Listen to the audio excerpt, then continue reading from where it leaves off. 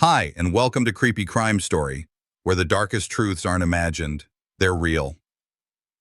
The episode aired at noon. By sunset, a mother in Orlando wasn't answering anyone. A black SUV turned up in a lot.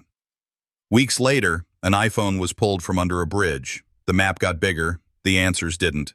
This is the day Michelle Parker disappeared. November 17th, 2011. The national spotlight brushed Orlando when a televised small claims episode featuring Michelle Parker and her former fiancé went to air. That broadcast is context, not cause. What matters for investigators is what can be verified next, the last confirmed in-person contact. That afternoon, Michelle delivered her young twins to the former fiancé's residence in Orlando as part of a routine custody exchange. This location is treated as the last seen point, not a crime scene. From there, communication patterns that usually marked a normal day, texts returned, calls acknowledged, expected work and family check-ins, didn't happen. When a missing endangered file opens, the first hours are procedural, not dramatic. Detectives freeze the clock and begin with what is objective and retrievable. They document the handoff time window, identify who actually saw Michelle and who only heard from her, and separate hearsay from records. They move to phone metadata requests through proper legal channels, pull nearby surveillance where it exists, and canvass neighbors for the basic confirmations that either narrow or widen the gap. In a city driven by service shifts and school schedules, routine is a yardstick. When routine breaks, the yardstick becomes a timeline. On paper, the case spine starts to form. Broadcast context earlier in the day, custody drop-off in the afternoon, communications fall silent in the evening. Investigators avoid interpreting silence as proof of motive. They treat it as a marker to align against other data. What they need now are anchors, objects, places, times that can be independently verified. That is how a missing person investigation resists speculation and stays evidentiary. Michelle's profile matters only insofar as it informs plausibility. She was a mother of 3 with responsibilities that were time-sensitive and public-facing. Those responsibilities help analysts assess the likelihood of voluntary absence versus risk of foul play without declaring either. The working posture remains disciplined, obtain records, protect chain of custody, and confirm the last sighting with more than memory. If an exchange was routine, did anyone besides the 2 adults see her? What exact range of minutes can be locked to the handoff? Which cameras along the approach and exit corridors store footage long enough to matter? The questions are clinical because the answers must stand up in a courtroom, not just a living room. By the end of day 1, nothing in the file proves where Michelle went after the drop-off. That gap defines the assignment for day 2. Expand the search radius, locate a vehicle if possible, and look for a second anchor that can be tethered to a timestamp. The emphasis remains on recoverable facts. What exists on tape, what is captured in network logs, what can be corroborated by more than recollection. Emotion does not carry a burden of proof. Evidence does. Michelle Parker's day-to-day life wasn't abstract. It was scheduled. As a mother of 3, she moved through predictable checkpoints: school, childcare, work obligations, family calls. In missing person work, those obligations are not background color. They're control variables. They let investigators test the single question that matters after a last-seen handoff. Is a voluntary disappearance plausible against the weight of routine and responsibility, or does the pattern break in ways that point to risk? We anchor to November 17, 2011, Orlando. The television episode is noise unless it intersects with verifiable behavior. The custody drop-off that afternoon is not noise. It is the last confirmed in-person contact for Michelle. From that point forward, the case shifts from social context to evidentiary requirements. Detectives do not speculate. They request call detail records through legal process, map historical texting cadence, and check for the kind of quick confirms, home, kids okay, on my way, that leave timestamps even when the content is mundane. If those stamps stop where they should continue, that silence becomes a measurable anomaly. The goal is to replace impressions with artifacts. Victimology, in this frame, is lean: responsibilities to dependents, fixed commitments that would normally generate movement or contact, and any hard-scheduled obligations within the next 24 hours. Investigators review who expected Michelle that evening or the following morning and who would have flagged her absence. A reliable no-show is not just a red flag, it is a clock. They also review how obligations were shared. In custody situations, exchanges produce predictable calls and messages. If that cycle ceases, the absence is not just emotional, it is operational. Digital posture follows. In 2011, carrier records could confirm whether a handset hit towers consistent with a routine route or whether the device's activity flattened unexpectedly. Investigators align that with the last seen handoff. They do not need narrative to tell them whether a pattern holds. They need the span of minutes where it fails. Location precision in that era is imperfect, but paired with timing, it can still narrow a window. That window is the difference between guessing and searching. Physical posture is equally strict. Detectives document what Michelle was known to carry: keys, phone, wallet, and which items can be verified as traveling with her after the handoff. When a person vanishes, small objects decide which doors open. Access fobs, gym tags, retail loyalty swipes, anything that can put a timestamp on movement. If those objects go quiet along with the phone, the probability of a voluntary break drastically falls. If some objects move while others don't, investigators look for staging. They don't call it, they test for it. The relational context is recorded, not dramatized. Michelle and her former fiancé had a past engagement and an ongoing co-parenting tie to twins. That is relevant only to opportunity and to who last saw her. Investigators track everyone in the outer ring, family, friends, co-workers, for the simple reason that proximity changes workload. People close to a victim can confirm baseline routines far better than an open-source search ever will, and they can identify which missed commitments would be alarm bells versus noise. That precision is why true victimology is compact. It does not narrate a life, it calibrates a model. What does not appear in the file at this stage is just as important.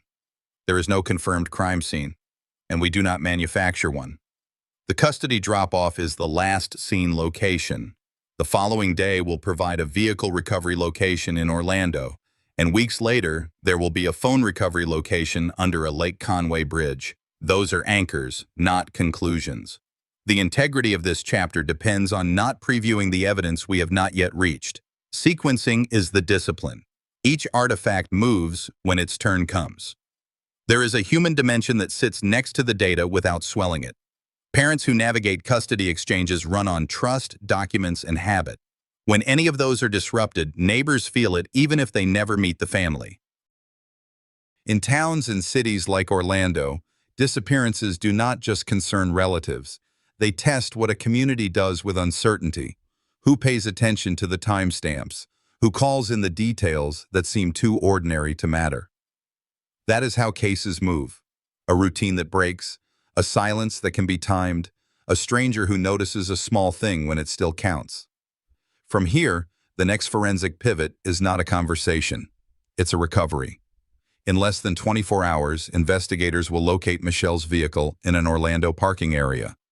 That recovery will not answer intent, but it will harden the map. Before we get there, lock this chapter's posture. Responsibilities weighed against absence, a last seen point properly named, and a refusal to read emotion where only evidence belongs. The data aligned cleanly up to the handoff. Sometimes that was the problem. By the morning of November 18, 2011, the file had one priority: turn a disappearance into a map. That happened when detectives located Michelle Parker's black Hummer in an Orlando parking area near a busy shopping corridor. The recovery occurred within 24 hours of the last confirmed sighting. That timing matters. It narrows the operational window between the custody drop-off and the vehicle's appearance in a public lot, and it gives investigators a fixed point to align against call records, tower hits, and any available surveillance. The lot is treated strictly as a vehicle recovery location. It is not labeled a crime scene. In cases like this, that distinction prevents the investigation from drifting. A recovery site can still be productive. It may host cameras, witnesses, and environmental trace, but it is not presumed to be where a crime occurred. The first steps are procedural.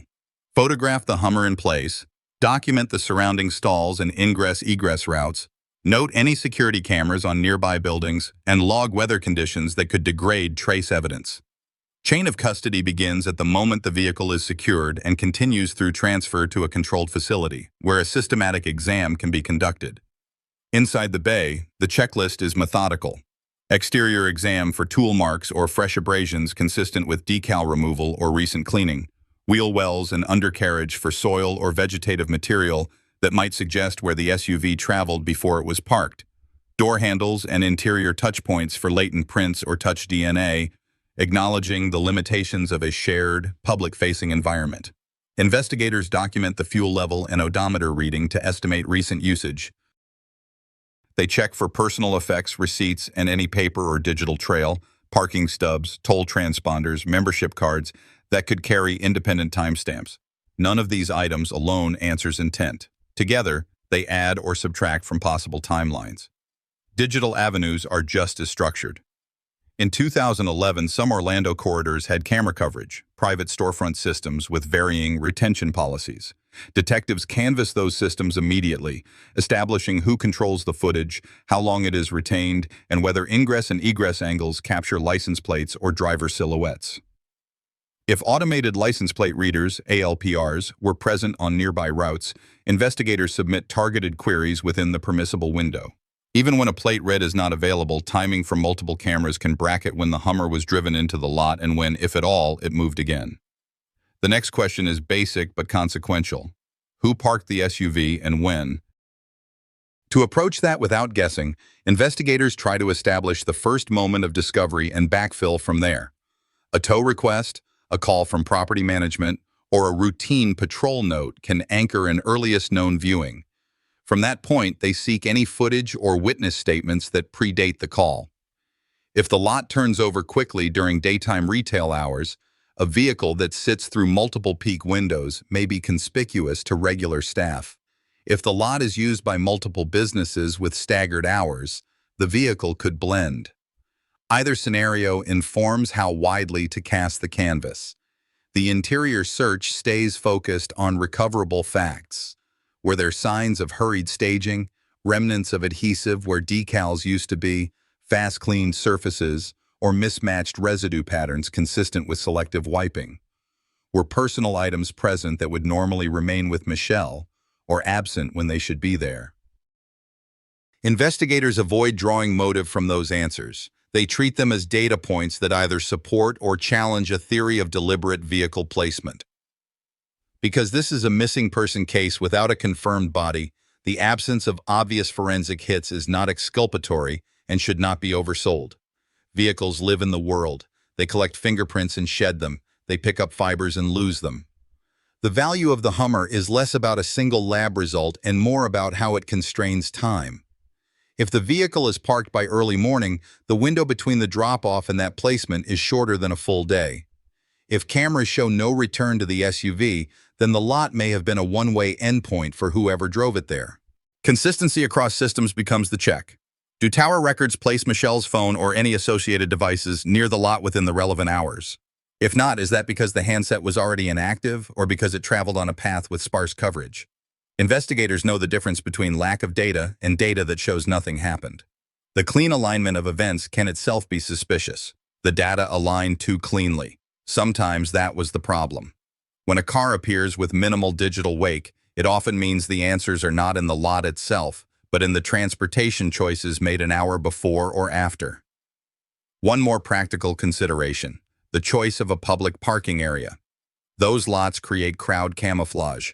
The risk for a driver who wants to abandon a vehicle is lower where hundreds of cars come and go every day. That risk profile influences how the next lines of inquiry are prioritized: footpaths to transit, rideshare or taxi activity at the time, and any pedestrian cameras at corridor exits. Even without a clear face on video, movement patterns can still be charted if the time window is narrow enough. For the audience following this case step by step, the takeaway is precision. The Hummer adds a second anchor to the map and a second clock to the timeline. It does not tell us why Michelle vanished. It tells us when a key object in her life stopped moving on her own routine and started moving on someone else's. In true crime work, that is the difference between narrative and investigation. Narrative rushes to meaning, investigation holds to sequence. There is also a human point worth stating without sentimentality. Families search for actions they can take. Vehicle recovery gives them one. It confirms that law enforcement is working with something tangible, not just memory. It also reminds communities that details matter. Who noticed a black SUV that didn't belong? Who remembers a sudden decal change? Who saw a driver walking away with purpose? In cities like Orlando, the person who caught that detail may never have known the stakes. Their call can change the file. The next chapter will move from four wheels to a device. Weeks after the SUV was found, divers in the Lake Conway area recovered an iPhone under a bridge. Just like the Hummer, that recovery must be handled with strict sequence and realistic expectations about what data from 2011 can survive water. Another anchor, another clock. Weeks after the SUV was found, divers working under a bridge at Lake Conway brought up an iPhone. The timing places this recovery in December 2011, still inside the first wave of active search operations. The location matters because it is a separate, independently verifiable anchor, water, bridge pylons, and a precise pull point. As with the vehicle, investigators treat the bridge as a phone recovery location, not a crime scene. That language keeps the case from drifting. It also forces the sequence to stay clean. Last confirmed sighting at the custody drop-off in Orlando, vehicle recovery in a public lot the next day, and now a device pulled from the lake weeks later. Water changes everything about digital evidence. The team on the shore follows a plan most agencies shared by 2011. Keep the device wet until it reaches the lab to avoid corrosion spikes. Document the exact pull coordinates, bag and label with time, date, and diver ID, then move it in a controlled container. Chain of custody is not paperwork for its own sake. It is the only way a judge later accepts that this is the same device in the same condition that divers found. The record will show who handled the phone at each step, on the dock, in transit, and inside the lab bay. Inside the lab, two tracks run in parallel. One is physical.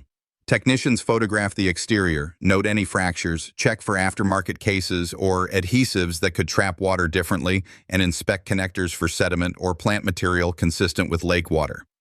That environmental trace, grit grain, algae presence, or silt type doesn't point to a suspect, but it can confirm or challenge assumptions about how long the device was submerged. The second track is digital. In 2011-2012, water-exposed phones were difficult but not always hopeless. Analysts might attempt a disassembly, board-level cleaning, and a controlled dry in a low-humidity chamber.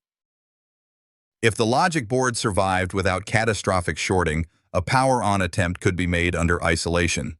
If it did not, analysts would pursue chip-off, or ISP, in system programming, extraction options available for that hardware generation. The goal isn't to get the photos. The goal is to get time, last known communications, last network handshake, last powered-on event, and any recoverable metadata that can be corroborated against carrier records. Device-level artifacts can be unreliable after water exposure. Carrier-level call detail records, CDRs, and tower logs are often more durable. Investigators know the difference between what a handset appears to show and what the network can prove. When these two sources line up, you have a clock. When they diverge, you have a question worth asking. The pull site itself is not background. Bridges are predictable drop points for people who want to discard objects fast. There is cover from traffic noise and a clear path to leave. But investigators don't guess motive from that. They map approach vectors instead. Which roadway lanes feed the bridge, where a driver would likely slow, whether a pedestrian could access the rail at night without drawing attention, and what cameras, public or private, look toward the waterline. Lake-adjacent neighborhoods sometimes maintain HOA cameras on entrance roads. Anglers and homeowners set standalone cameras on docks and decks. In 2011, retention was often short. Rapid canvas mattered. From a sequencing standpoint, the iPhone adds a third anchor to the timeline and forces the file to answer new questions in a disciplined order. Was the device powered off before it hit the water or after? If carrier records show a last network event near a different area, that could indicate the phone was moved post-event without service, then dumped. If the last network event pings near the bridge and the phone never speaks again, that points to a tighter window on the lakefront. Neither outcome resolves the case, both narrow it. Physical handling details matter because they change what can be proved later. If a case was on the phone, was it removed at the dock or in the lab? Are there micro-abrades on the glass consistent with travel across rough concrete, or is the wear uniform as if the phone settled quickly in silt? Are there fibers trapped under the case lip, pocket lint, car upholstery fiber that could survive immersion? Most fibers will not yield a clean profile after water exposure, but sometimes the material type or dye can still be identified. That's not theater. It's one more axis to test against a theory of movement. A word about expectation. Audiences often want the big break to come from the device. In 2011, that was not reliable. Even if a handset boots, you may get a partial footprint, enough to timestamp a last text sent or a missed call, not enough to create a minute-by-minute route. That is why investigators pair any device data with network logs and then with the known anchors already on the board. The result is not a movie montage, it is a bracket. The bracket is what sends searchers to one shoreline and not another, and what tells a prosecutor years later whether a timeline is speculation or evidence. There is a human line here that belongs in a case file without editorializing. When a phone comes out of a lake, families feel the weight of it. They also feel the tension between hope and finality. For investigators, the phone is not closure or a symbol. It is a question. Did this device's last moments align with the life that carried it, or with someone else's decisions? We keep that question on paper, not in sentiment. As with the SUV, the absence of a smoking gun artifact does not clear a suspect or create one. It disciplines the search. If the iPhone's last network handshake was earlier than expected, the window tightens between the custody drop-off and the moment the device went dark. If the handshake was later and closer to the bridge, the window shifts forward, and investigative effort follows. Roadway canvases near lake access, door knocks for any resident who noticed a splash at odd hours, and targeted requests for any surviving video frames that catch a figure on a bridge rail. This is where a case can feel like it's moving too neatly. The SUV appears without a clear digital wake. The phone surfaces where bridges give cover. The alignment is clean. Sometimes that is the problem. When the pattern lines up so well with a simple narrative, investigators slow down. They verify each leg with an independent source, time-stamped tow requests, chain of custody receipts, carrier confirmations from the provider side rather than the device. A clean story is not the goal. A provable one is. Last seen at the custody exchange in Orlando, vehicle recovered in a public lot, now an iPhone pulled from under a Lake Conway bridge. 3 points. 3 clocks. No confirmed crime scene. No charges as of today's calendar. The work gets harder from here because each new anchor reduces the places where the truth can hide. With 3 anchors on the board, last seen at the custody exchange, Novi 17, 2011, the SUV recovered the next day, and the iPhone pulled from Lake Conway weeks later. The next phase is methodical interviewing. Detectives separate accounts into 3 lanes: who last saw Michelle Parker, who last spoke to her, and who only heard secondhand.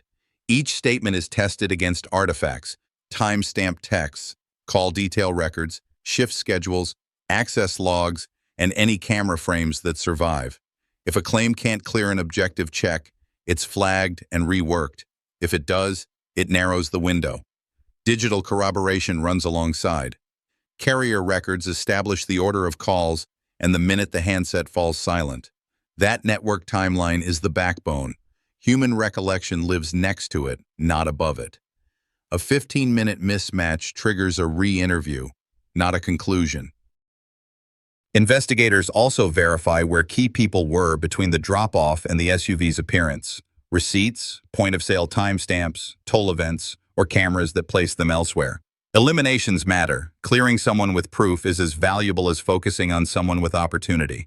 Publicly, coverage has identified Dale Smith Jr., Michelle's former fiancé, as a person of interest suspect over the years. Inside the case, that label signals investigative gravity, not guilt. It does not equal probable cause, and it is far from proof beyond a reasonable doubt. In a nobody case with no confirmed crime scene, prosecutors need a seamless chain of facts. Interviews help build it, but only when they hold up against records. The posture inside the room stays professional. People who loved Michelle want resolution. They also deserve clear standards. Detectives document exact wording, not impressions. They capture times, locations, and who can verify them. If an account changes after media coverage, the change is logged and tested. If a witness includes details not public, that's noted and sourced. Warrants, when obtained, are scoped to the critical window. Device extractions, location histories where available for the era, and any telematics that can be lawfully retrieved. The goal is a defensible spine, last seen, vehicle, phone, then statements and artifacts that either fit or fail that order. Where things line up too neatly, the team slows down. A provider-side confirmation of network events, a fresh pull of private business video, a second look at a transcript that reads too clean. Clean stories are tempting. Provable stories survive court. There's a human truth worth keeping in frame without turning this into two different narratives. Families carry uncertainty every day a case stays open. Discipline, one timeline, verified steps, is how investigators honor that without overpromising. The next phase moves outside the interview room to the community. Rewards, tip lines, and anniversary appeals, where signal competes with noise and the case has to keep its footing. When a case goes public, the next wave isn't a breakthrough, it's volume. In Michelle Parker's file, rewards and media appeals generated exactly what they're designed to. Call-ins, emails, messages through official channels, and comments that arrive at all hours. Orlando detectives don't treat those as answers. They treat them as leads to be triaged. The standard is simple. Every tip gets a number, every number gets a disposition, and only the ones that clear basic verification move forward. The reward exists to activate memory. It does not change the evidentiary standard. A caller describing a black SUV parked where it didn't belong is logged, time-stamped, and mapped against the date the Hummer was actually recovered. If the reported sighting lands outside that window, it's cataloged, not pursued. If it overlaps the real window and names a storefront with possible cameras, that tip jumps in priority. The same applies to the lake. Claims about noises near a bridge or a splash after midnight are cross-checked against weather, traffic volume, and any HOA or dock cameras that might have existed in December 2011. Tips that can be anchored to an artifact live, others fade without being erased from the record. Anniversary coverage brings another surge. Good practice anticipates it. The team prepares a quick reference packet, condensed timeline, contact points at crime line and OPD, and a list of artifacts already known to the public so callers don't think they're revealing something new when they're not. The goal is to prevent the case from retelling itself in circles. A reward announcement is not a retread, it's a filter. It reminds people of the precise dates that matter. Last seen on November 17th, the SUV on the 18th, the iPhone weeks later, and asks for information that sits inside those brackets. Digital hygiene matters here too. Social media creates momentum and noise in equal measure. Investigators distinguish direct tips to official lines from secondhand posts. A rumor that someone confessed at a bar gets routed to the bar, the date, and any cameras or credit card batches that can prove the storyteller was even there. If nothing places the storyteller, the tip is parked. If the storyteller exists and the timeline matches, the tip becomes an interview with a transcript that can be tested. Reward-driven cases sometimes attract people seeking involvement. The file protects itself with 3 questions. Does the tip introduce a new timestamp, a new place that can be checked, or a new name that can be independently placed inside the window between the custody drop-off and the vehicle recovery, or near the bridge weeks later? If the answer is no 3 times, the tip sits in the archive. If the answer is yes once, it moves to field work. It's not harsh. It's how cases avoid becoming 2 stories at once. Families are part of this phase. They keep the case visible without promising conclusions. That balance is hard. You hear resolve in their voices, but the work underneath remains procedural. Reward announcements coordinated with police, flyers updated to remove expired contact info, and public posts that use precise language. Last seen location, vehicle recovery location, phone recovery location. Consistency protects credibility. Every call-in is movement, even when it ends at a dead end. The board you've watched take shape since Chapter 1 still holds 3 anchors: custody exchange in Orlando, SUV in a public lot, iPhone from Lake Conway. Rewards and appeals don't change those facts. They pressure test them. In towns like Orlando, where many people pass the same corridors every day, someone always thinks a detail is too small to matter. Cases move when that person calls anyway.